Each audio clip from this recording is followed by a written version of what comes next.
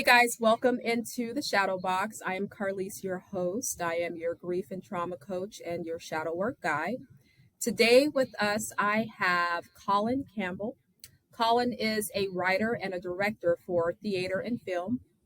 Colin also wrote and directed Seraglio, which is a short film. And he was actually nominated for an Academy Award for that particular short film. He is a professor of theater and filmmaking, and he's also the author of Finding the Words. And he also wrote and performs Grief, a one man shit show. And you're going to have to tell us all about that, Colin. Thank you for coming into the Shadow Box and just tell us a little bit more about yourself. Yeah, well, thank you for having me, Carlise. I appreciate it. Definitely. Um, yeah, well, that was a good rundown of me and my credits.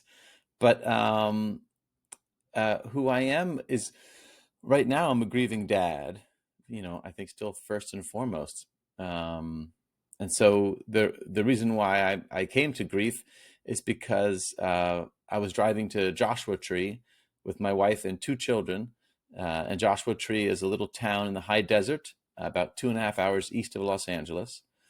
And on June 12th, 2019, we were struck by a drunk driver. And she was going 90 miles an hour, and she never touched the brakes, so she hit us at full speed.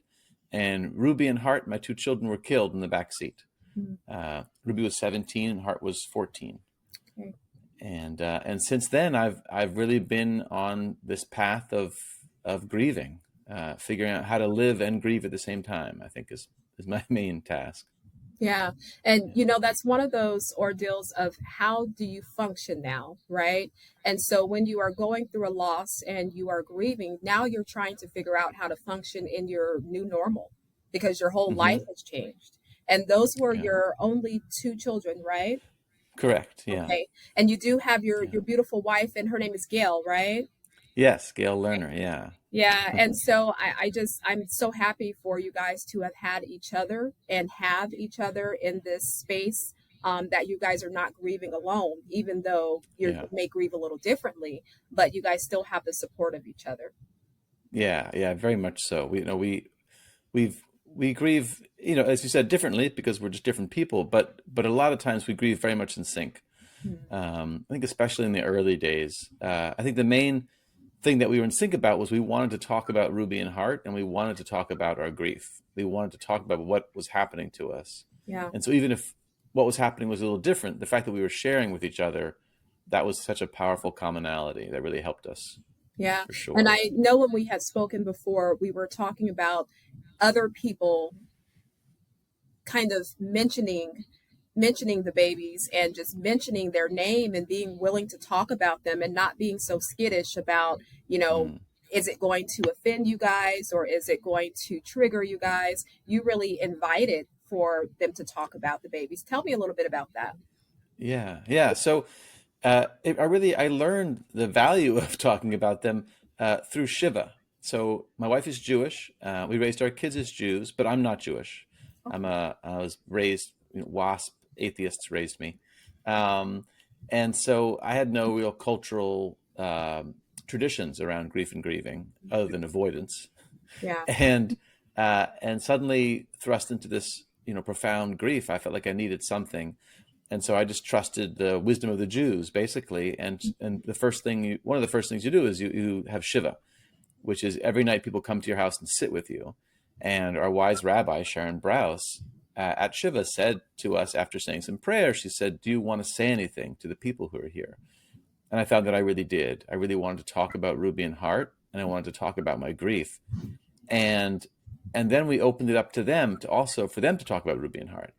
And so here we were all sharing stories, laughing and crying together, telling Ruby and Hart stories. And my kids were characters. They were definitely larger than life people. So everyone had a pretty darn good Ruby and Hart story. Yeah. Um, and then we laughed and we cried together. And then after that structure of Shiva was over, people didn't know if it was okay to say their names. They were very scared to say Ruby and Hart because, like you said, they were scared they might trigger me, upset me, send me over the edge. And so I felt like I really needed to tell them that it was okay, that in fact I wanted to talk about Ruby. I needed to talk about Ruby and Heart. And so I developed this thing that I call a grief spiel, where I would put people aside one at a time and I'd tell them, like, here's the deal. Like, I need to talk about Ruby and Heart and my grief. And you can't upset me with something that you're going to say. So we can talk about children, your children, my children, car crashes, grief. There's no taboo subject right now, Yeah. because I was in such an extreme state that I was like, you can't make it worse by just saying something, Yeah. which of course is not entirely true, because of course you can say things that are upsetting. Yeah. But my main goal was to put people at ease, because I wanted to have conversations. Yeah. And people responded really positively. And so they were able to talk about Ruby and Heart, which was, Yeah. and still do, which is very helpful to me. Yeah. I had made a statement a little while ago about people needing to be managed in their grief. And I think that sometimes the people on the outside, they don't know how to react to it. And the people who are actually going through it do not know how to convey their needs. And so what we try to do is we try to manage the situation, or others feel that they have to manage us by not saying something, or by not inviting you to something, or not speaking about their own children, because they're feeling as if I need to manage their emotions. I need to manage, how I'm showing up to them. And also on the other side, as the grievers, it's like we want to make sure that people don't feel like they have to manage us, that our sadness or our delights even in life, it's like, let us just kind of flow through what we are experiencing. Feel free to ask us the questions, but also be free enough to receive the questions without needing to be managed. And I think that that's an interesting balance that grievers and observers have. Yeah, I think there's a lot of, the instinct of like to try and fix us, to try and solve our problem by maybe cheering us up, or being afraid if we're suddenly crying, or being confused if we're suddenly laughing. Yeah. Right, like you said, they're trying to manage it, like trying to solve the problem, rather than just sit with us and let us, like you said, do the ups and downs. And it's very unpredictable grief, but we want to do it in community. It's not fun to be all alone. Yeah. As we And, grieve. Some people take the opposite end of that and choose to isolate themselves, but I think that a part of you and your wife's healing was the community that you had, and the willingness, and the community started in the home between you and Gail, and you were willing to kind of expand that out to others. And I want you to kind of tell me, what was it like grieving as an atheist? Now, even though you had your wife and she was Jewish, what was that experience like for you before you clicked into the Jewish portion? Well, I think a lot of people get a lot of solace out of the idea, like maybe there's a heaven, or there's a God that's taking care of the people who have died. And so on the one hand, I was like, oh, I don't get that solace. But I didn't have a dramatic, like, questioning of God. I know a lot of people have that feeling. They lose someone, they're like, wait, I thought God was on my side. Do you know what I mean? Like, how can I understand the world? And I didn't honestly have that.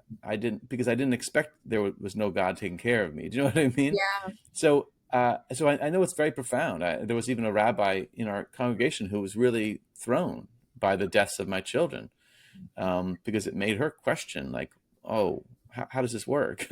It hits home, and it does make you question your faith. And so I didn't have that. So that was nice. I didn't have that burden. And the connection to the Jewish rituals were not about God for me at all. They were all about practicality, like literally learning how to grieve. They were so practical, all these steps that are in the Jewish traditions of grieving, and mourning. And so for me, it was like a lesson in, if there's a community that's been writing about and thinking about how do we process loss for 5,000 years, there's a lot of wisdom there, right? Right. And I was very grateful for that wisdom. Yeah. Yeah. Yeah. And, you know, it's interesting that you say that they've been practicing like how to process grief or how to process loss, because when we think about Jewish and we think about Jesus, we think about all of these, that concept of it, they had to kind of accept the fact that Jesus died, and that he rose and then he was nowhere to be found. And then, you know, all of these different concepts of death and loss. Mm. So I could kind of understand how their perception isn't just on the loss of the person, or they have different, just a different thought process on how to process loss and what it really is, if that makes sense. Yeah. What was struck me was that there are these practices, and at first they didn't make sense to me. So like you said, sometimes people isolate in grief, and that's what I wanted to do. So when I was told, oh, we're doing Shiva now, people are coming to your house, maybe like 100 people are going to show up to your house tonight. I was like, no, no, no, no. My kids were just killed. I just buried my children. Yeah. I don't want people to come to my house. But I was like, well, I should just trust the wisdom of the Jews. I'll just do it anyway. And then that's when I really discovered community. I really like, oh, so the first instinct, the protectionism of like, I want to isolate. I don't want to deal with people. And then I learned through practice that, oh, it's very helpful to be in community. Yeah. Yeah, it's like a gift. And then I became sort of almost addicted to it. Like, oh, I need when I have a hard time, for example, if there's like, celebrating Ruby and Hart's birthdays, it's very hard. I think that's true for everybody who's lost a loved one. When their birthdays come around, what do you do with that day? It's a hard day. You want to do something, but it's such a difficult and complicated day. And so we have consistently held some kind of a ritual on that day. So actually, Ruby was born March 29th, and Hart was Okay. born March 30th. Well, they're So fellow Aries. I'm an Aries too, yes, March 24th. nice, Okay. nice. I love Aries. Um, and so they were 3 years and one day apart. Mm. So this past March 29th and 30th, that weekend, we held a gathering of people, and we had cupcakes and we raised a glass and we told Ruby and Hart stories. Yeah. But again, that was all like lessons that I learned about like when in pain, call friends. Yeah. Yeah. And that's one way that you guys integrate them in your lives to kind of keep them, keep them flowing in life, and some people like to just kind of, I hate the word anniversary, the date of their death is like this Right. anniversary, and then they're celebrated or what have you. And then it's kind of like, okay, that's kind of, it's kind of like past tense until it has to come up again. And you guys have learned how to integrate them. And I want to know a little bit more about that, because saying their name and making sure people talk about them is integration. How else do you guys integrate them throughout your life, holidays, just regular everyday life? Yeah. Well, regular everyday life. I think it's when they come to my mind, or when I'm thinking about them, I like to tell Gail about it. I like to talk to Gail about it, and she does the same thing with me. And so, and occasionally it'll come up. So Gail and I are fostering to adopt two teenagers right now, Okay.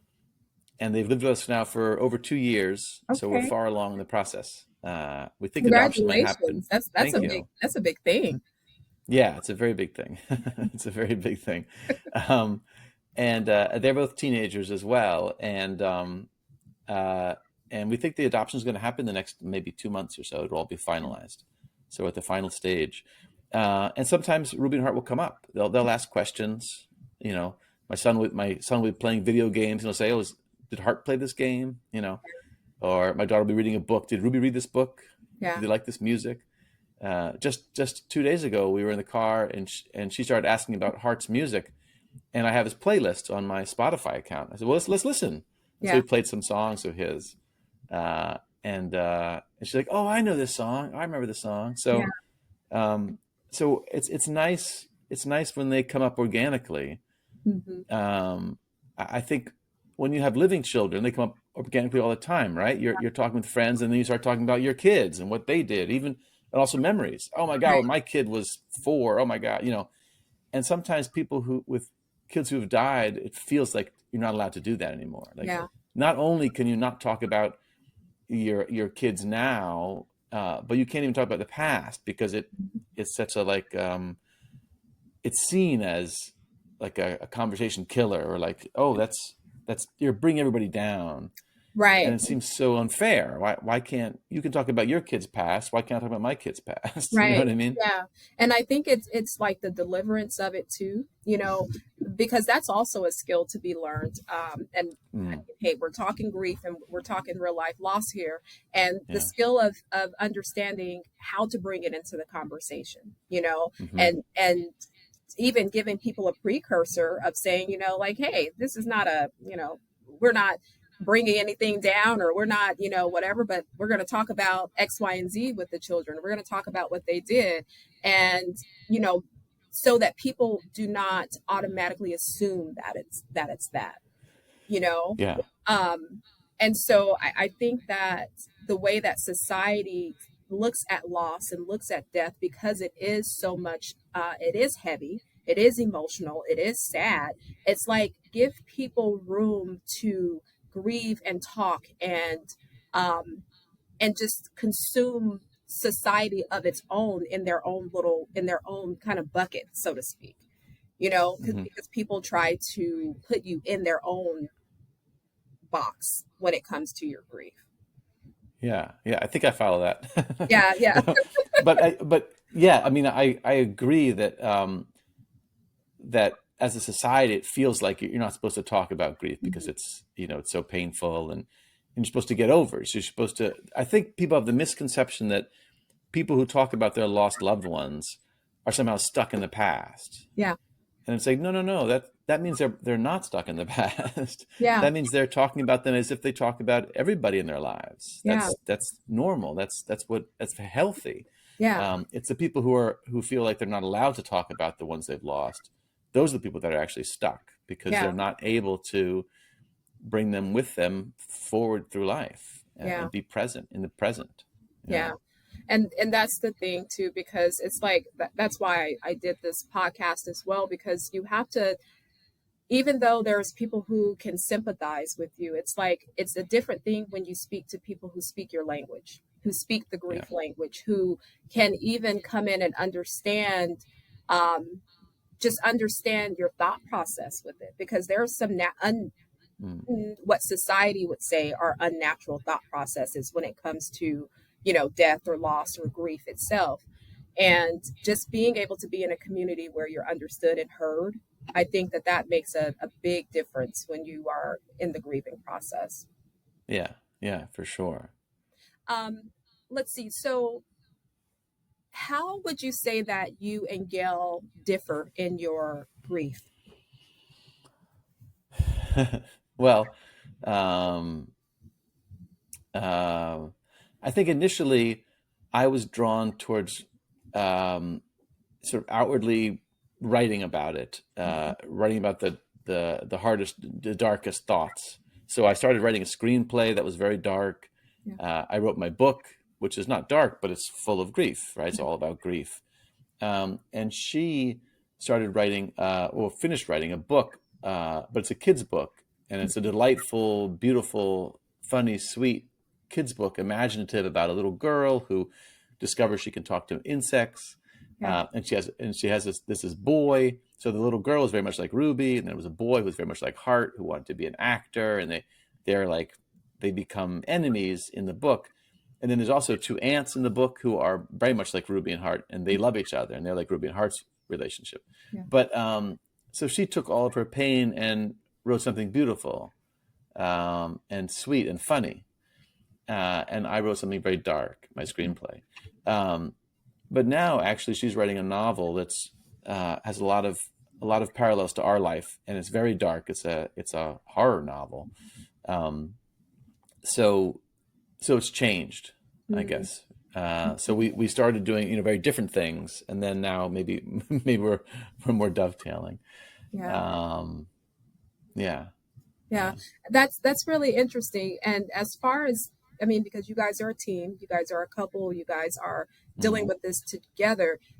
Did you find, as she started to write this other dark novel, did you find that she's shifting in her grief? Like, um, do you find yourself worrying about her, or just kind of like, just do you, I mean, because there has been a shift. So what do you Yeah. see differently in her since she's writing the darker novel? Well, it's interesting. She got the idea for the novel, and then she was like, "Oh, but I don't want to do that. I don't want to go there." She was very nervous to go there. She was worried that it would send her in a darker tailspin. Yeah. And I was like, "This is a great idea. I love this novel idea. You should definitely write it." And then she started to write it, and she did feel initially like, oh, I'm in this I'm spending too much time in the dark space. But then something happened, and she got to use the writing as exercising. So she's sort of exercising her demons, right? Exercising the rage and the pain. Um, and then it became very freeing, I think. Uh, Definitely. and and now I think she gets a lot of solace from writing this very dark book. Yeah, Yeah. definitely. And that was the part of her that she tried to suppress, and it needed to Mm. come out. And Yeah, she, I think so. I think that aspect of her saying, like, I don't want to go here because that's a scary place. And you had Hmm. already kind of experienced that place. And there we go again with that balance, of husband and wife, of a partnership, because even though she was going into that place you've already been, you were able to counteract and kind of bring the light to it and give that encouragement to her. So I think that Hmm. that is really a beautiful thing. And it helps us to understand the different levels of grief, and the Hmm. different, just that light and darkness of it, that fear of it, that aspect Yeah. of, being fearful of the thought process of, because your mind is that's the scariest place you can be sometimes. And when you Yeah. start to pull it out and say it out, um, and you're letting other people know about that, there comes that judgment that you think is going to come, there comes that judgment that you are giving yourself, and also it makes it more real to you, you Hmm. know? And so I Yeah. think I'm glad that your wife took that challenge and was courageous enough to filter it out. That's great healing for her. Yeah, I really think so. I agree completely. It's very scary grief. I think it's very scary. I was terrified in the early days. I was terrified that if I, quote unquote, let myself go, like really feel everything, I would lose my mind. I Mhm. would just, I would just lose it and never come back to reality.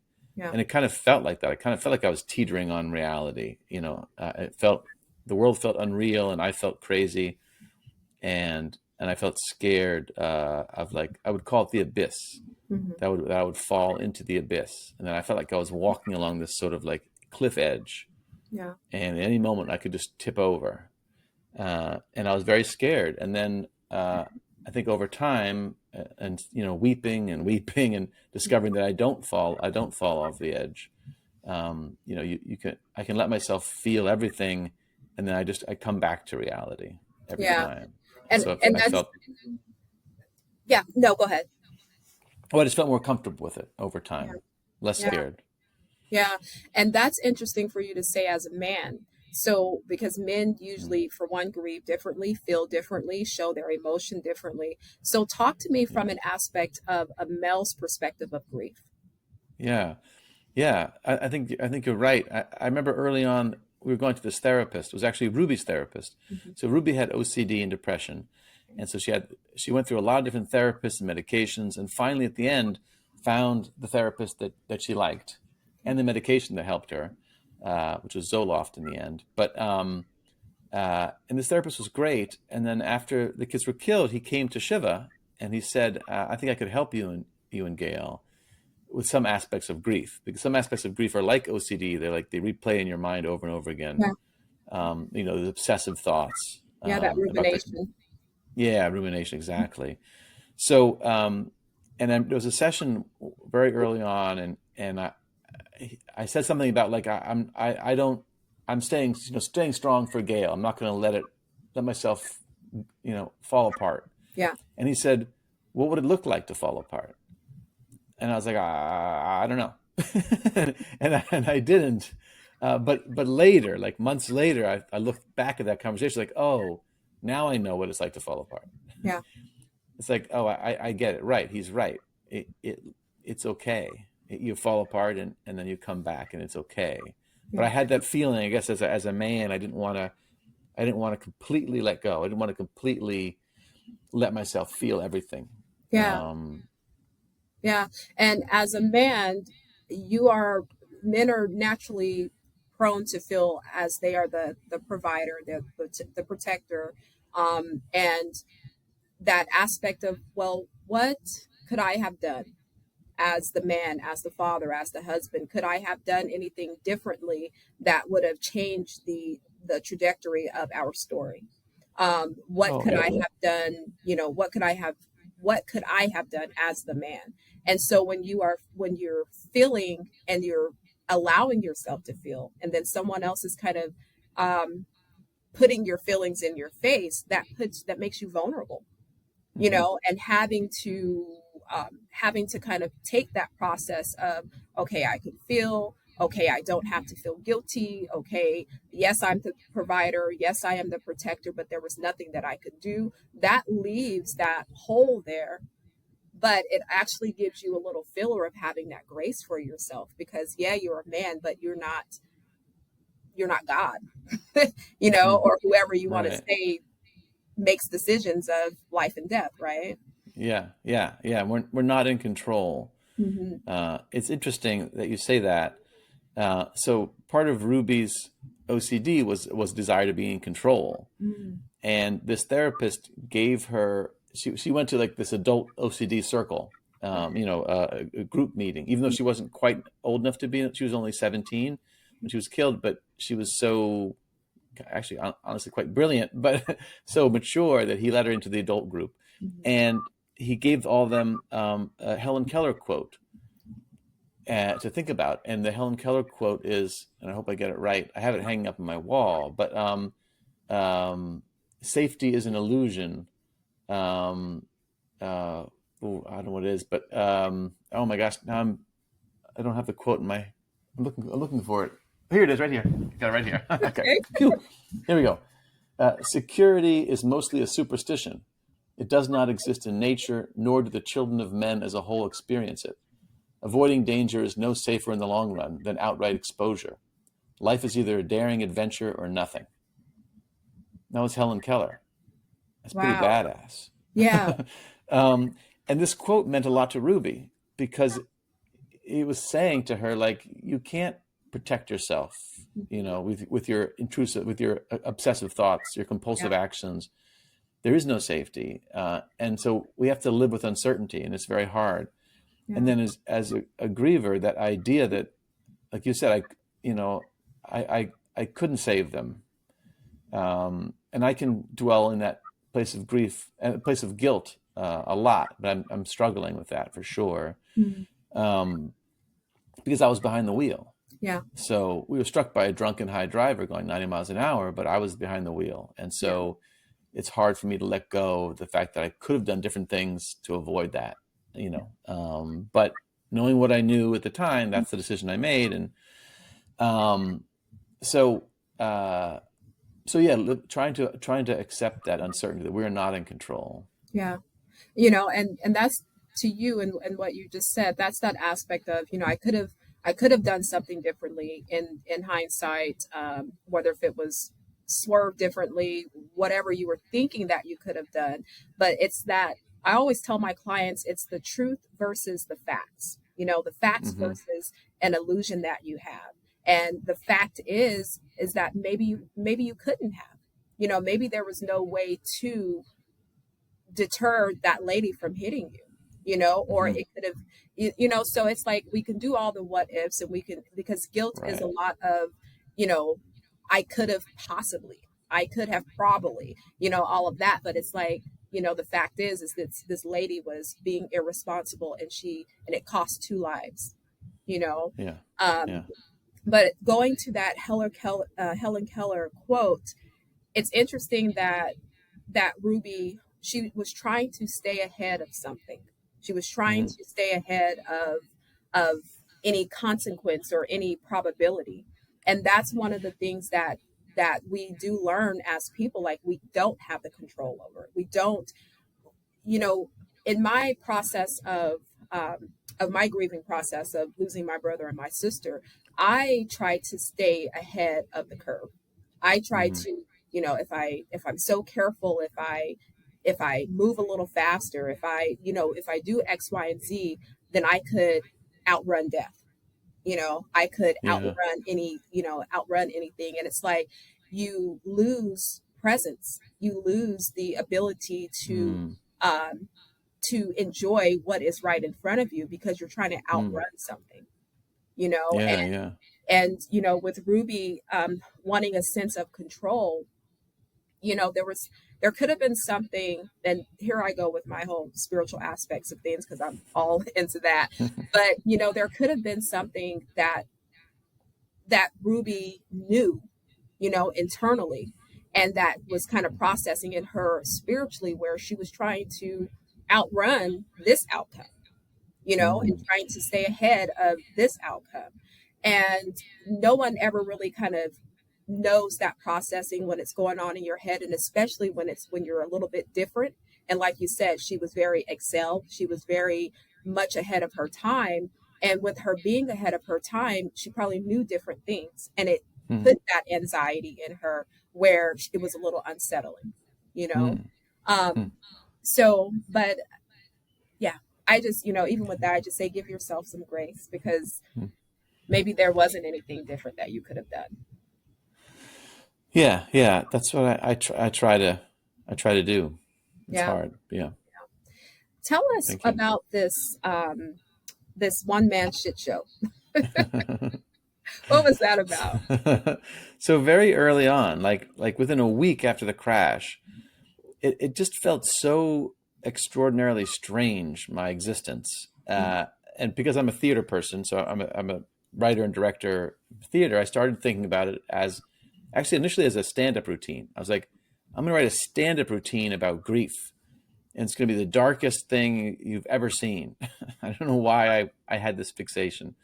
So I started writing about just how surreal it was to have both your kids killed, and what happens after that. And I showed it to Gail. She said, I love what you're writing. Keep writing." Mhm. So I kept writing it, and it turned into a full length play. So it stopped being a stand up routine; it became a play about grief and grieving. And I finished it within 6 months of the crash. So it's very early. It's very raw. It's a a window into a very acute state of grief, basically. And my character goes to grief groups and reads grief books, and has strange interactions with people, um, and I talk about all of that. It's very naked, and it's in my sharing and all the dark thoughts that I have, the thoughts that are like I call them ugly thoughts, like Yeah. comparing grief, which is so unhelpful. But maybe we all do it. I don't know. But I wrote about it, that Yeah. feeling, that dark feeling. And then my character, me, there's an arc, and I start to appreciate other people's losses, Hmm. and I start to have a grace, like you said, grace. I start to have grace about grief and grieving. So it's a nice arc. I Yeah. go to some really dark places, ugly places, emotionally ugly, and then I land, I think, in a nice place. Yeah. Um, you said something interesting about comparing grief. How did you do that? Mm.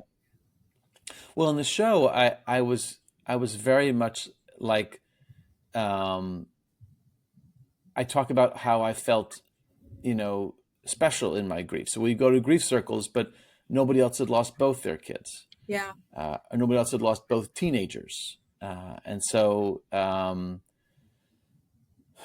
was that feeling of other people's pain doesn't count because my pain is so extraordinary. Yeah. And those are, as I call them, the ugly thoughts, Hmm. because they're not helpful. They don't, and they're not really true because it's not actually how grief works. Yeah. But there was a point in time where I felt really hard understanding someone who lost one child but who had living kids, Mm. because I was like, if I could get one of my kids back, I'd be so happy right now. Yeah. Why are you sad? Yeah. Like I couldn't, I literally, because I'm in acute grief, so my mind's not working right. I'm like, I don't understand. Yeah, you lost a kid, but you have another living child. That's all I want right now. One of them. Yes, I'll take Yeah. one of them. Either one, Yeah. I'd be happy. Why are you sad? And that's not how grief works. People Yeah. are sad because they lost their loved one. Um, and I understand that now. And I understand in the show too. I understand. I become to appreciate and understand it in the play too, the piece that Yeah. I wrote. Yeah. And that's that aspect too of coping. We find different ways of Mm, coping, whether if it's the comparison or the mhm. isolation or needing to be managed, or, it's a coping mechanism because the pain is so intense, you Yeah. know. Um, okay. And so what would you say that losing your children exposed in you? Um, I think it exposed sort of we talked about a little bit this idea of like being in touch with my emotions. Hmm. That I was scared of that. I was scared of my emotions, and so I was always a very open guy. I was like a stay-at-home dad. Actually, my wife was the breadwinner actually in the family, and so I was a very you if you saw me back then, you wouldn't say that I was closed off emotionally. I was very engaged. I was very playful with my kids. I was all in as a dad, talking about emotions. But I think it only went so deep. Yeah. You know what I mean? And then after Ruby and Hart were killed, I had access to everything. I think maybe, Yeah. access to an empathy, a level of empathy that I did not have before. Yeah. I feel like I understand human pain in a way that I didn't, and I have a lot more empathy for other humans as a result. Yeah.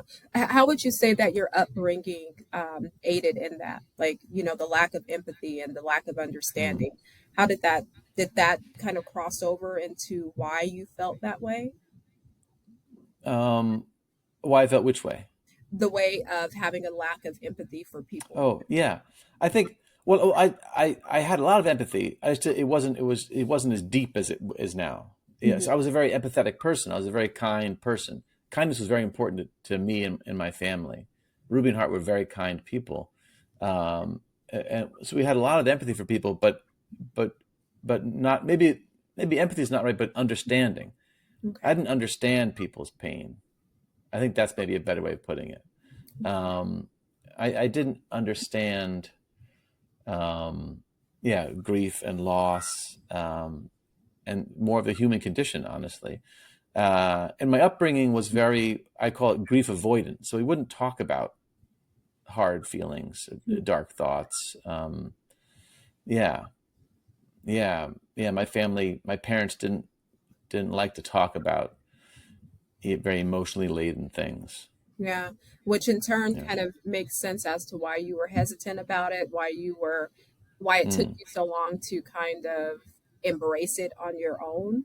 And I continue to say, that counterbalance with your wife and her spirituality and with you, it's like it gave you that chance and that opening to really introduce that aspect to you and to give you permission to feel and give you permission to just be in a space that was unfamiliar, but you were able to kind of learn from it, learn what it could hmm do for you, learn what it could do for others.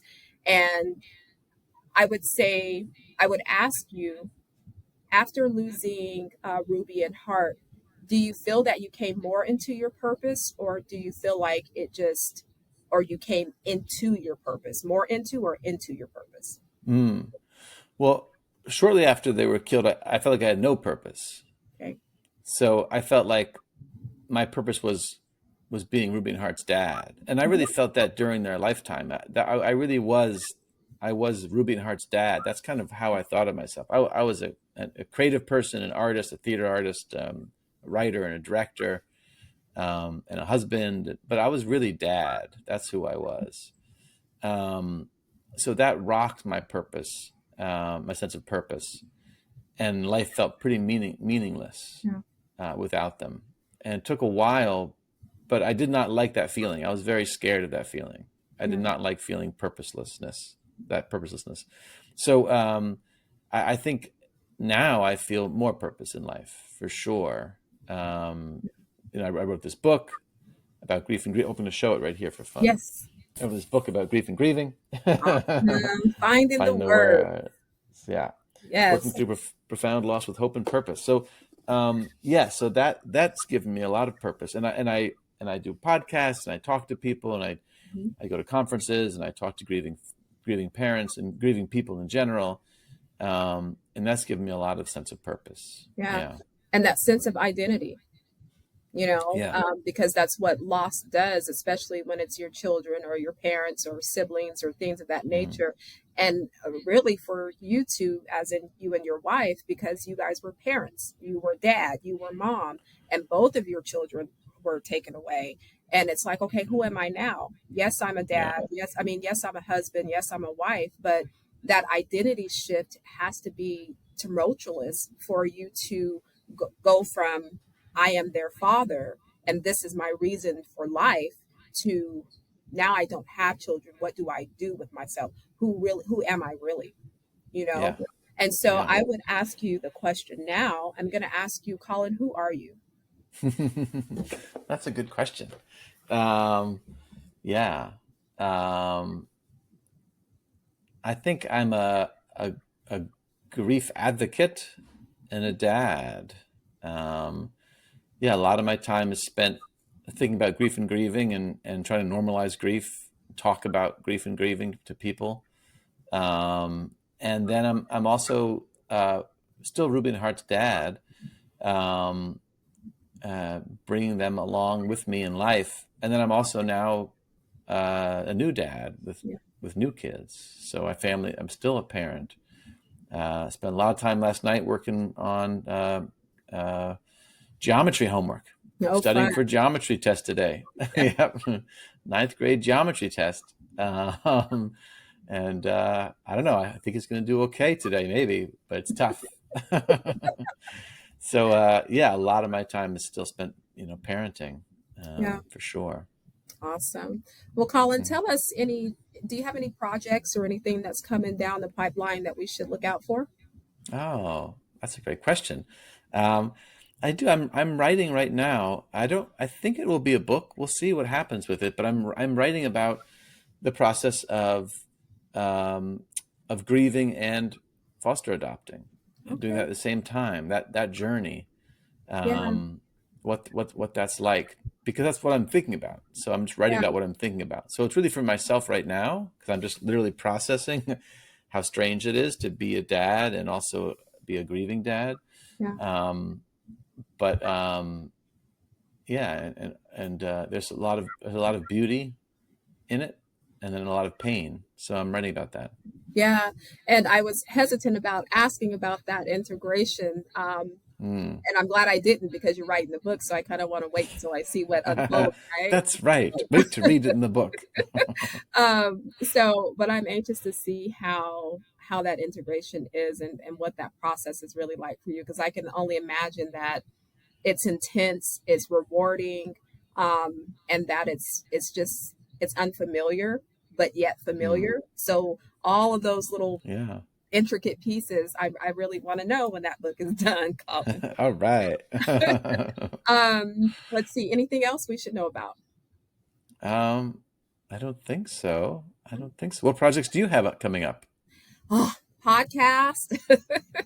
Just continuing to build this podcast and to just make this platform a little bit more accessible and Mm. I just want people to come in and feel comfortable and just tell their stories you know through Yeah. my grieving process I realized I did a lot of the grieving by myself and Mm. I realized that people just want to be heard you know Yeah. and so just continuing to be the grief and the trauma coach that I am and try to bring in the holistic aspect of energy healing and just you know um, letting people know that there is another side to grief letting people know it's okay to Mm. um, to feel all your feelings and to be happy and to be sad at the same time, right?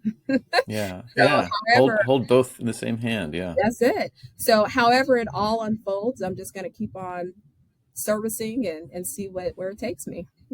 That's beautiful. Yeah. Yeah. Yeah. I've read a lot about sibling loss and talked to siblings who've lost siblings. And I feel like it's a lot of it is like the forgotten grief. It's Hmm. the grief people skip over. They're like, oh, Yeah. how's your mom? How are your mom and dad? Right. Yeah. So is that a question you get a lot as Yeah. opposed to how are you doing? Yeah. And, I'm the last child. So I'm the only child Mm, left for my mother. And so that mm, was a whole different, process there. Um, and I realized that my grieving, that's why I was chasing time. We were talking a little bit earlier about, yeah. trying to stay ahead of the curve because my brother and sister passed away when they were young, like Uh, 21 and 22. And oh, so, or 22 and 23, one of the two, but they were young, so I'm 43, but I found myself like chasing, like, I have to get everything done before, this age, and I have to try to make life wow. something and have to make them proud, all of these things. So, um, Yeah. yeah, so that's why I say there's different levels of grief and there's different ways that people try to cope. But Mm, a lot of the ways that we try to cope takes us away from the present time, and it takes us right. away from the appreciation of what we have right here, right now, you know, Yeah. Yeah. definitely, definitely. Well, Colin, I That's, thank you so much for coming into the shadow box and being transparent with us and just spending time and talking to us. yeah. Well, thank you, Carlos. I really appreciate it. You are welcome. Everyone else, thank you for coming into the shadow box and spending this time with us. All of Colin's information will be up under in the bio with with all of his information, how to get his books, how to reach out to him. It'll all be there. And Colin, again, we will be looking forward to this new book you have coming out. Nice. All Thank right. you. Thanks, everyone. Bye.